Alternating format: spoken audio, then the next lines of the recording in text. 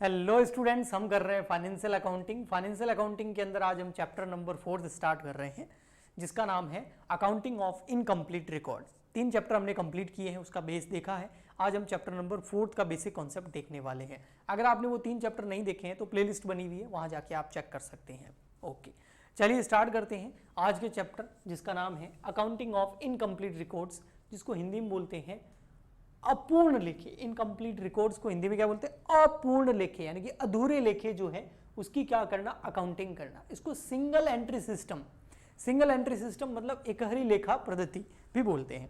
आप जानते हो लुकास पेसियोली को तो जानते होंगे, उन्होंने 1494 के अंदर बता दिया था कि डबल अकाउंटिंग सिस्टम से अकाउंटिंग होती है। डबल अकाउंटिंग सिस्टम भी उन्होंने हमें दिया, जिसकी वजह से हर ट्रांजेक्शन के अंदर हम 2 इफेक्ट देते हैं, 2 पार्टी उससे प्रभावित होती हैं और हम डेबिट और क्रेडिट के हिसाब से चलते हैं। तो अकाउंट्स के अंदर हम सबसे पहले डेटा को लेते हैं, उस डेटा को हम रिकॉर्ड करते हैं, जनरल एंट्री करते हैं, फिर उसकी हम लेजर बनाते हैं, सब्सिडरी बुक्स बनाते हैं, ट्रायल बैलेंस बनाते हैं और फाइनल अकाउंट बनाते हैं। लेकिन यहां पर जो है ये सब कुछ नहीं हुआ है, क्योंकि हर ट्रांजेक्शन का डबल इफेक्ट दिया ही नहीं है। तो आप जनरल एंट्री कुछ ही कर रहे हैं, सारी जनरल एंट्री नहीं कर रहे हैं, और जो जनरल एंट्री कर रहे हैं आप, उनमें से सभी की आप लेजर या सभी की सब्सिडरी बुक्स नहीं बना रहे हैं। अच्छा, भला कोई ऐसा क्यों करेगा? जब डबल अकाउंटिंग सिस्टम अवेलेबल है तो कोई ऐसे पंगे क्यों लेगा कि इनकम्प्लीट रिकॉर्ड क्यों रखेगा, अधूरे लेखे क्यों रखेगा, ताकि बाद में उसको प्रॉब्लम आए। कि क्या प्रॉब्लम आएगी? प्रॉफिट एंड लॉस निकालने की। तो ऐसा इसलिए होता है, जो छोटे मोटे बिजनेसेस होते हैं, जो छोटी मोटी फर्में होती हैं, जिनका टर्नओवर कोई बहुत बड़ा नहीं है, वो क्या कर देते हैं, अपने हिसाब से अकाउंटिंग करते हैं।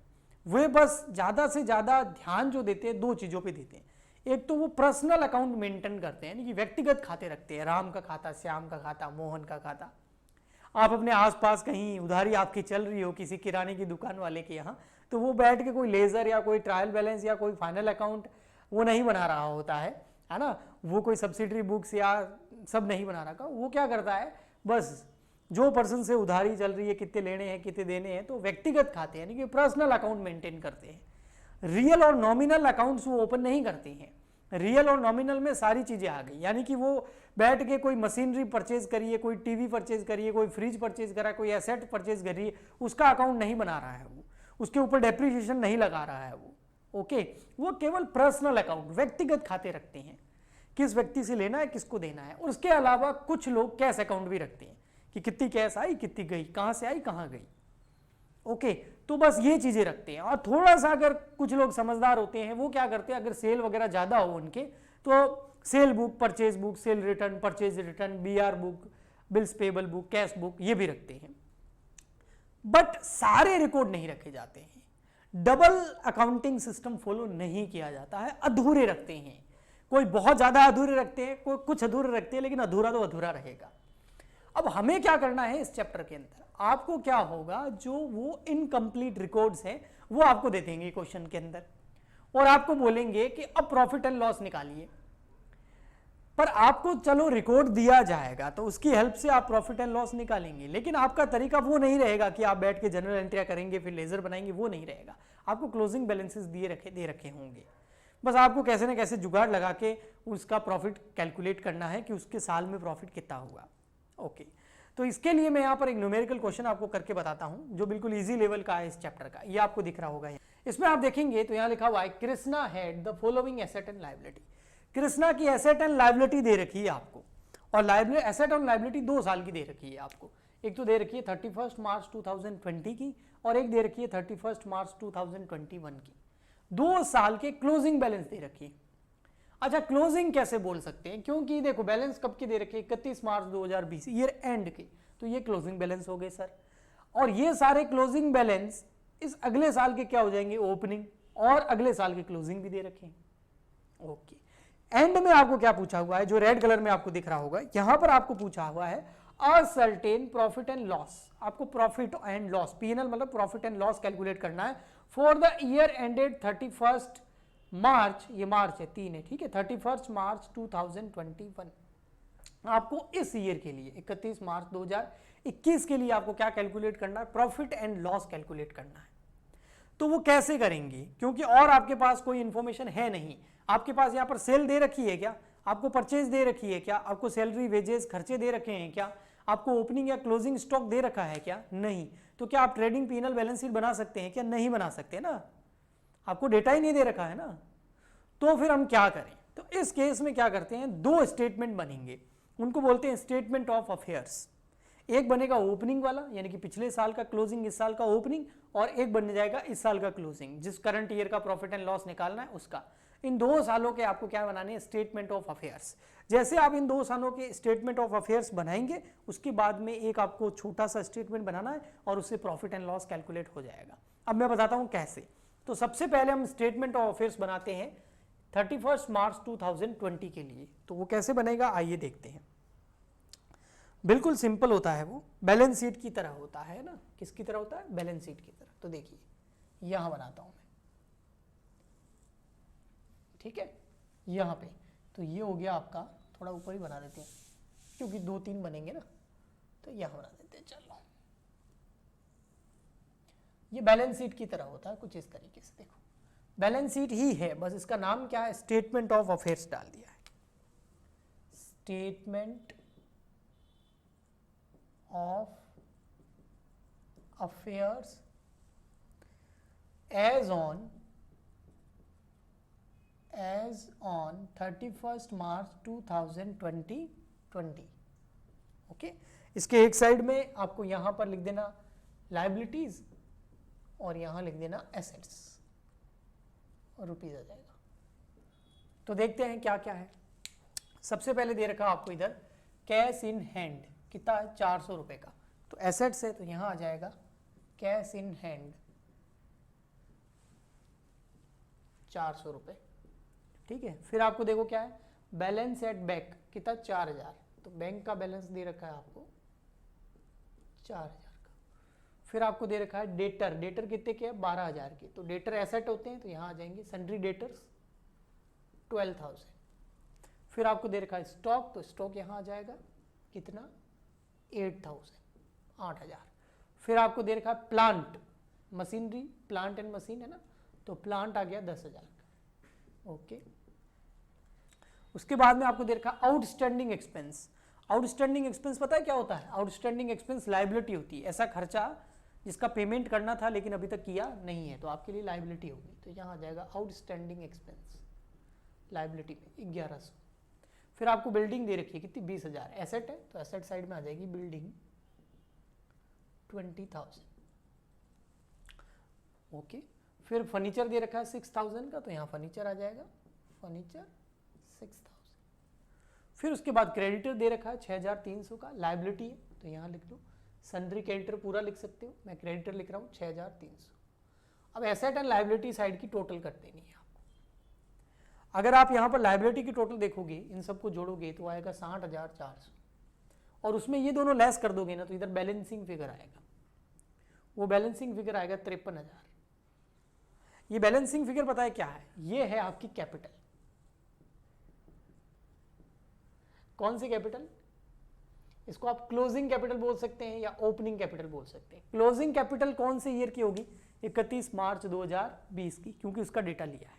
और इस साल की जो क्लोजिंग है वो अगले साल की क्या हो जाएगी, ओपनिंग। तो आपके पास कैपिटल आ गई, ठीक, बैलेंसिंग फिगर के अंदर।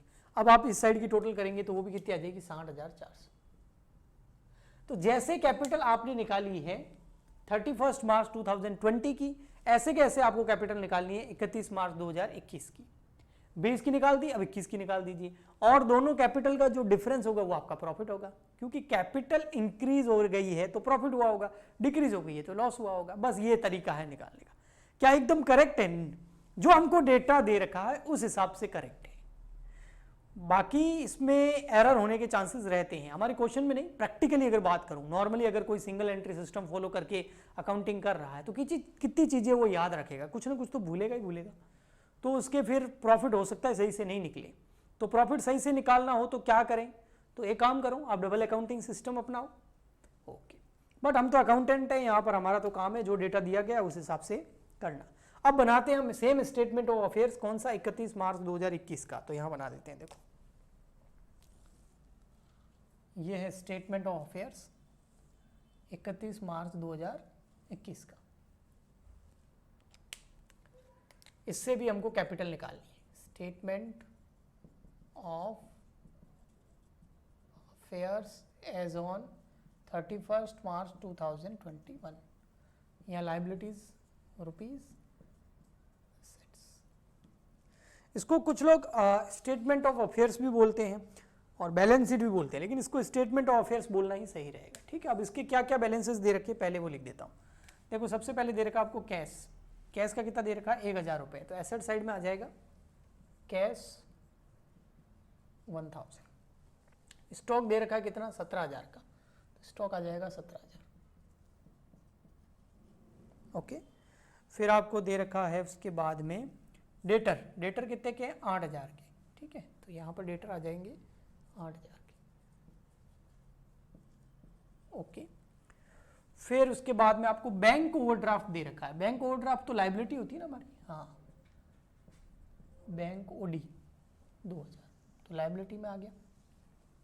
क्रेडिटर दे रखे हैं, लाइबिलिटी होती है 12000, तो क्रेडिटर आ गए 12000 की।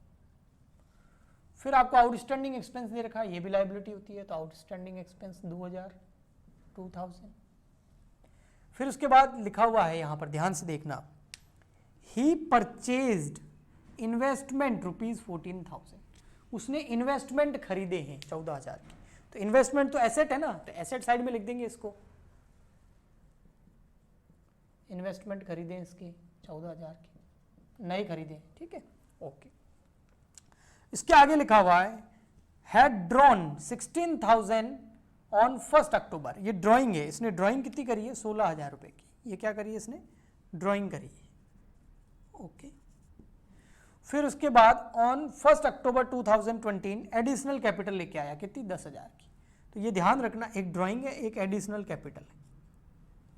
ठीक, नीचे लिखा हुआ certain P&L for the year ended 31 March 2021। Okay, after charging depreciation 10% on plant, depreciation लगाना है प्लांट पे 10% और मशीन, प्लांट एंड मशीन पे 10% और बिल्डिंग पे 5%।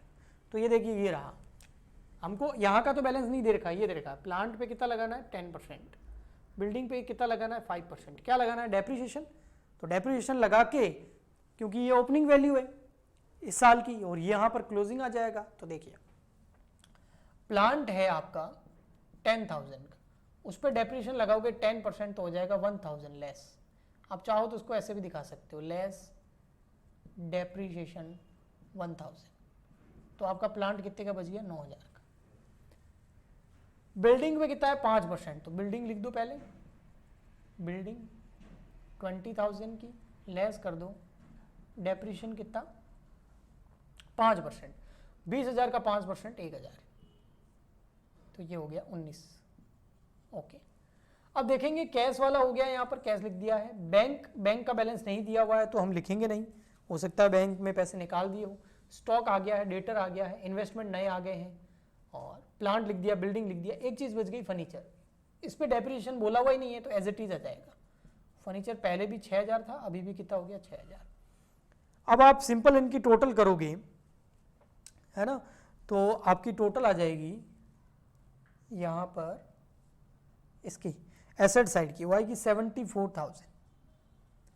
एसेट साइड की टोटल में से आप ये सब लेस कर दोगे तो आपके पास जो बैलेंस आएगा कैपिटल वाला,